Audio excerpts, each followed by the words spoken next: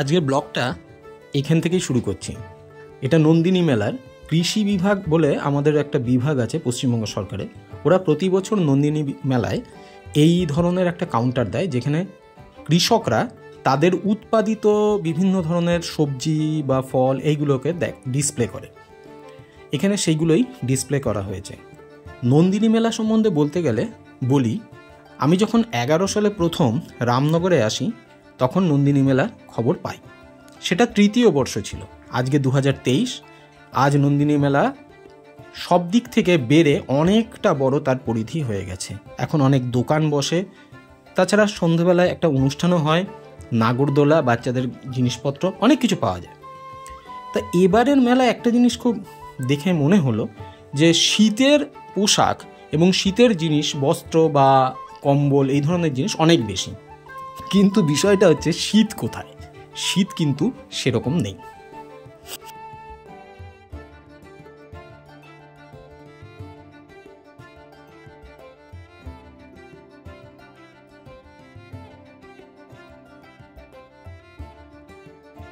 বেলা থেকে কাজের মধ্যে ব্যস্ত ছিলাম। বিকেলের দিকে কাজটা একটু কম ছিল।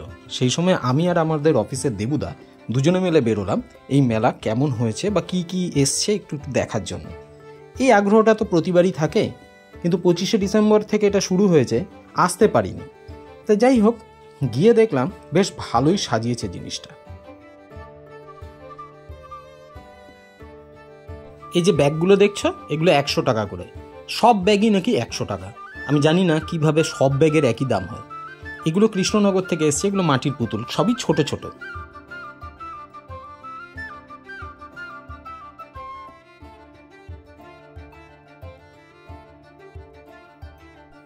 ক্রমশ এগোলাম খাবারের স্টলগুলোর দিকে। ওই দিকেই তো আগ্রহটা বেশি, তাই।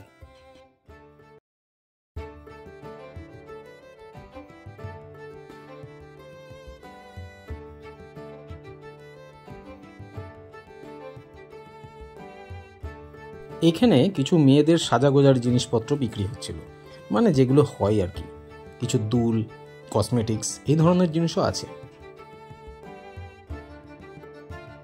এখানে রয়েছে কিছু কাপ, ডিশ, যেগুলো আর কি বাড়িতে ব্যবহার হয়।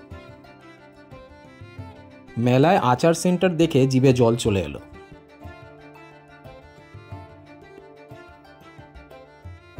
আমি দেবুদাকে বললাম, চলুন তো দাদা, ওই দিকটা গিয়ে দেখি কি কি বিক্রি হচ্ছে। এখানে এসে দেখলাম বেশ কিছু লোহার জিনিসপত্র, যেমন হাতা, খুন্তি, আবার কিছু কাটারি, এই জাতীয় জিনিসও বিক্রি হচ্ছে। আর তার পাশে আর একটা জিনিস আমার খুব ইন্টারেস্টিং লাগলো, স্টিলের জিনিসপত্র, প্রচুর বাসন কোসন এবং বিভিন্ন সাইজের এটা বিক্রি হচ্ছে। এবার চলে এলাম এই পাশটা, যেখানে বাচ্চাদের ব্যবস্থা। এখানে নাগরদোলা, তারপরে গোল গোল যেটা ঘোরে আর কি, দূর এখন অত মনে নেই, এইগুলো সব ছিল। এবং বেশ কয়েকটি বাচ্চা এখানে এই জায়গাগুলোতে জমায়েত হয়েছিল।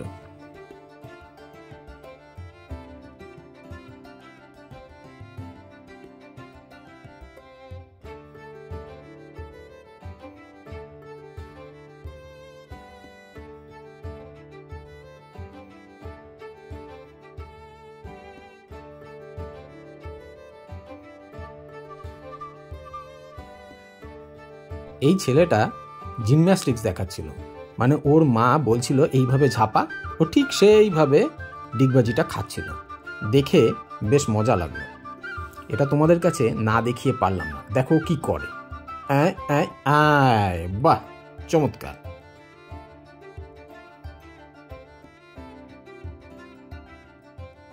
রবারের টিউবের মধ্যে জল জমিয়ে একটা আর্টিফিশিয়াল পুকুর বানিয়েছে। আর এই প্যাডেল বোটগুলো সন্ধ্যেবেলায় ছেড়ে দেওয়া হবে। এতে বাচ্চারা আর কি প্যাডেল করে ওই বোটিং করবার আনন্দটা নিতে পারবে। কিন্তু যে জায়গাটা করেছে বেশ বড়।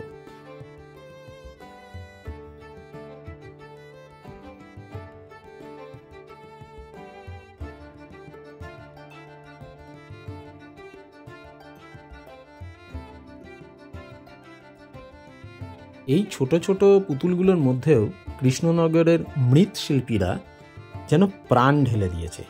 প্রত্যেকটা পুতুল ইউনিক। সন্ধে হয়ে এলো, সন্ধেবেলায় অফিস থেকে যখন বেরোচ্ছিলাম তখন তোমাদেরকে এই অফিসের চারপাশের ছবিটা না দেখিয়ে পারলাম না। দেখো কি সুন্দর লাইট দিয়ে সাজানো হয়েছে, এর সামনেই মেলাটা হচ্ছে, তখন গান চলছে চারিদিকটা, খুব সুন্দর লাগছে। এটা আমাদের অফিসটা, আর এই শঙ্খটা তো আগে দেখেইছো তোমরা। যাই হোক, যদি ব্লগটা কিছু ভালো লাগে তাহলে লাইক, শেয়ার, কমেন্টস আর সাবস্ক্রাইব করে দিও। আর একটু শেয়ার করো, শেয়ার না করলে তো অনেকের মধ্যে এই ব্লগগুলো যাবে না, আর আমাদের মেলাটা সম্বন্ধে অনেকে জানতে পারবে না।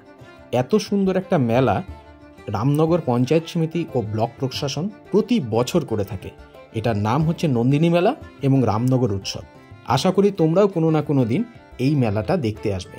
সন্ধেবেলা থেকে খুব ভালো ভালো আর্টিস্টদের দিয়ে প্রোগ্রাম করানো হয়, লোকাল শিল্পীরাও অংশগ্রহণ করে। আজ তাহলে এখানেই শেষ করছি।